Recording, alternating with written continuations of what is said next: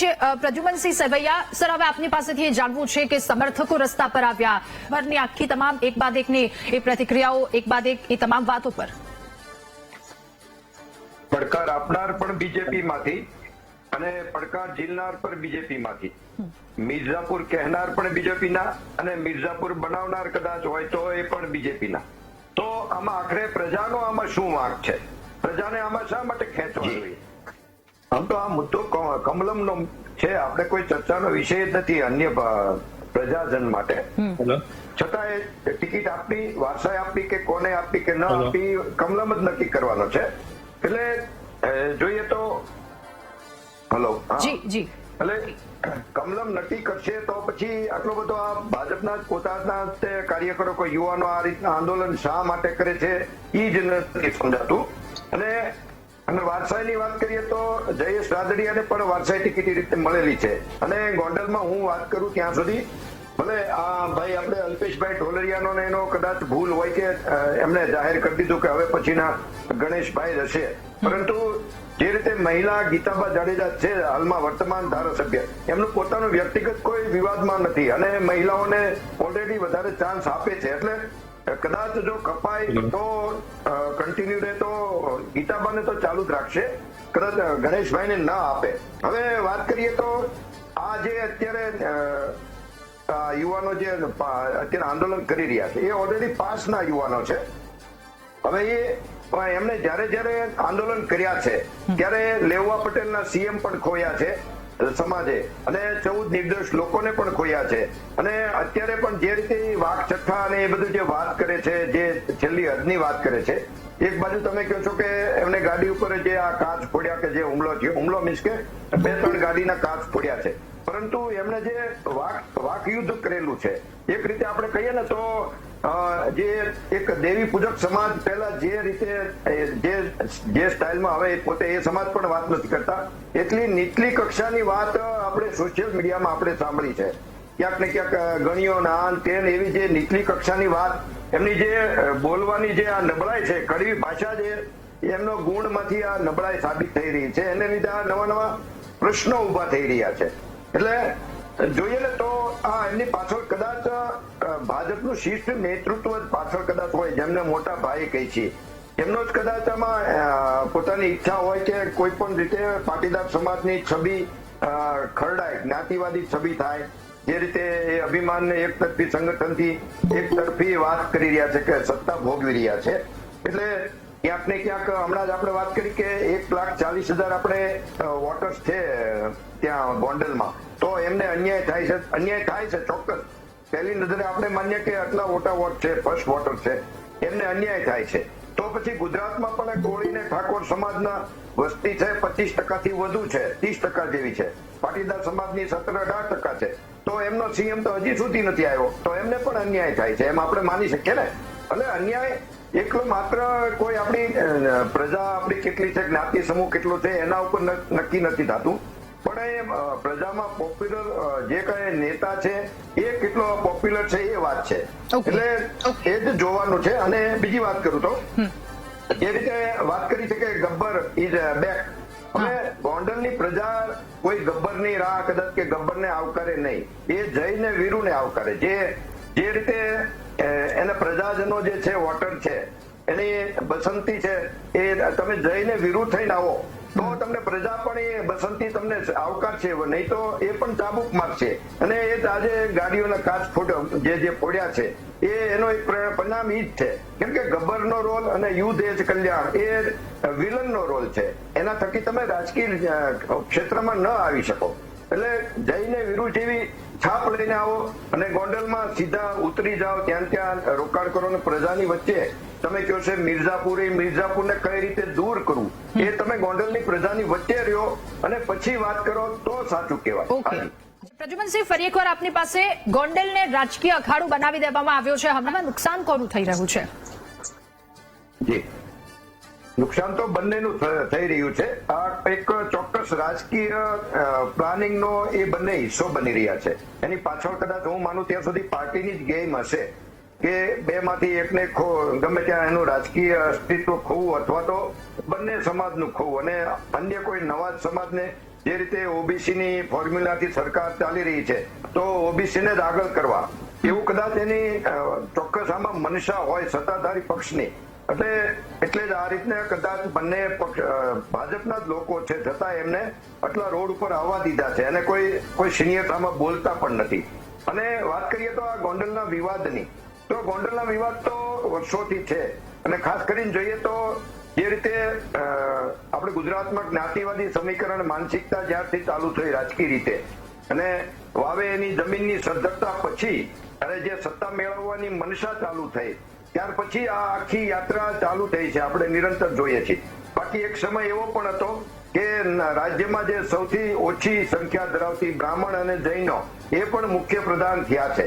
પરંતુ જ્યારે આ મનસા કે મહત્વાકાંક્ષા વધુ જવલીન થઈ છે ત્યાર પછી જ આ ચાલુ થયું છે. એટલે આર્થિક સદ્ધરતાને લીધે પછી નાના અન્ય સમૂહોને ક્યાંક ને ક્યાંક દબાવવા કે ક્યાંક એમનો નકારાત્મક ફાયદો લઈને પણ રાજકીય સામ દામ દંડ ભેદનો યુઝ કરવો, કૂટનીતિનો યુઝ કરવો, એ દરેક બાબતો લીધે આ બધા અલગ અલગ આપણે જોઈએ છીએ અનેક વિસ્તારોમાં થઈ રહ્યું છે. હવે મિર્ઝાપુર જ હોય તો માત્ર 5-7 લોકોને જ કેમ દેખાય છે? અને મિર્ઝાપુરની જ વાત હોય તો ગોંડલ તો છે પોરબંદર જિલ્લાનો, તો ત્યાં અન્ય બીજા તાલુકા પણ છે જ્યાં આ વખતે ભાજપે ખોયા છે હમણાં નગરપાલિકામાં. તો એના નેતાઓ કેમ એને જવાબ ના દેવાનો આવે? આપણે નામ દઈએ તો મનસુખભાઈ માંડવિયા હજી હમણાં જ તે ત્યાં એમપી થયા છે. આ ગોંડલ પણ એમના અંડરમાં જ આવે છે અને જે આ 400 કિલોમીટર સુરત થી દૂર આવે છે, દૂર થઈને અહીંયા એમને મિર્ઝાપુર દેખાણું છે. તો સુરતમાં પણ એટલી જ ગુંડાગીર્દી છે અને અમદાવાદમાં અમુક વિસ્તારોમાં પણ એટલી જ ગુંડાગીર્દી છે, પોરબંદરના અમુક વિસ્તારોમાં છે. એટલે એક ચોક્કસ પ્લાનિંગ સાથેની મિર્ઝાપુર દેખાઈ રહ્યું છે, એ શંકાના દાયરામાં છે.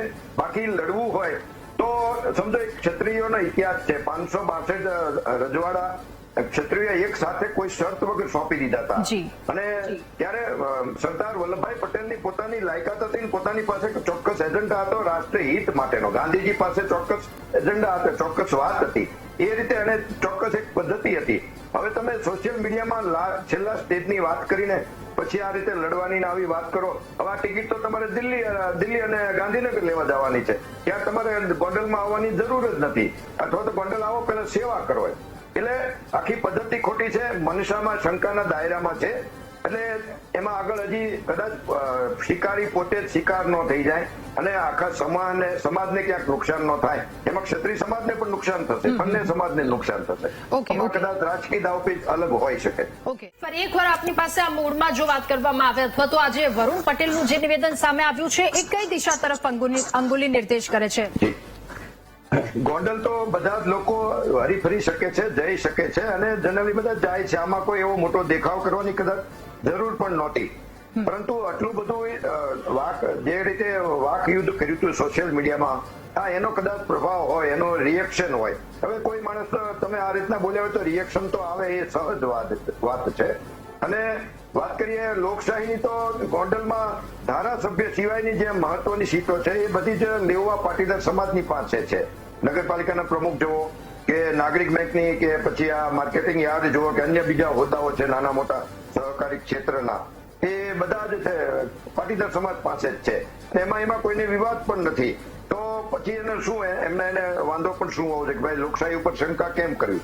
અને કદાચ મિર્ઝાપુર જેવી તમને પ્રોબ્લેમ છે કે કોઈ મિર્ઝાપુર જેવું ત્યાં ગુંડાગીર્દી છે, અન્યાય છે, તો જે વિરોધ કરનાર લોકો છે એ બધા જ કાયદાના જાણકારો છે. મેહુલ બોગરા પણ છે, રાજુભાઈ સખિયા પણ છે, જિગીશાબેન થોડું ઘણું હું માનું છું ત્યાં સુધી કાયદાના જાણકાર છે, કથિરિયા પોતે MLA છે, વકીલ છે.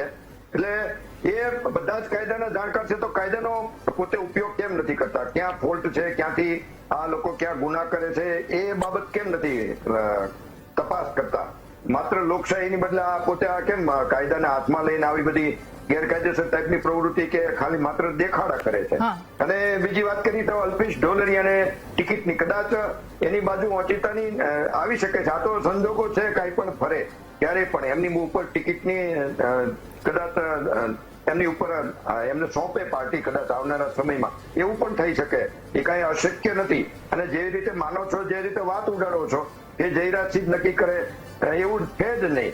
કેમ કે અગાઉ જયરાજસિંહ વચ્ચે તો હાર્યા હતા અને તો જયરાજસિંહને પોતાને પણ આપે એવું નથી. અને અત્યારે વાત કરીએ, જો જયરાજસિંહ અત્યારે મિર્ઝાપુર જેવા કે ગુંડાગર્દી જેવા લાગતા હોય કે ગણેશભાઈ લાગતા હોય, તો આ જયરાજસિંહને કેશુબાપા જ લાવ્યા હતા અને કેશુબાપાના એ ફેવરિટ હતા. ત્યાર પછી રૂપાલાજીએ જે અસ્મિતા આંદોલન ક્ષત્રિયનું હતું ત્યારે જયરાજસિંહ ખુલ્લા રૂપાલાજીની સાથે હતા. પરંતુ અત્યારે રૂપાલાજી કે કોઈ અન્ય મોટા પાટીદાર સમાજના નેતા જયરાજસિંહ સાથે ઉભેલા જોવા નથી મળતા. એ પણ એક કડવું સત્ય છે.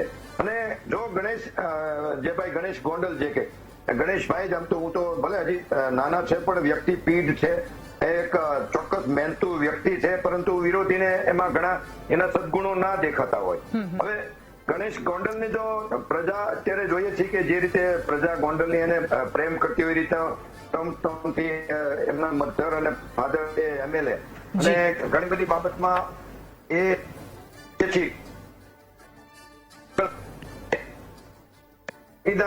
લોકોનો પણ એને ખુલ્લો સપોર્ટ છે. અને જે વિરોધ કરવા આવ્યા છે એ લોકોની સાથે પાટીદારના નાના મોટા સ્થાનિક નેતાઓ કોઈ ઉભા પણ નથી રહ્યા. એટલે એ ઉપરથી ગણેશભાઈ ગોંડલનો કે જયરાજસિંહનો કેટલો પ્રભાવ સારો છે એ કહી શકાય. હવે આપની પાસેથી અંતિમ પ્રતિક્રિયા મેળવવી, શું કહેશો આપ?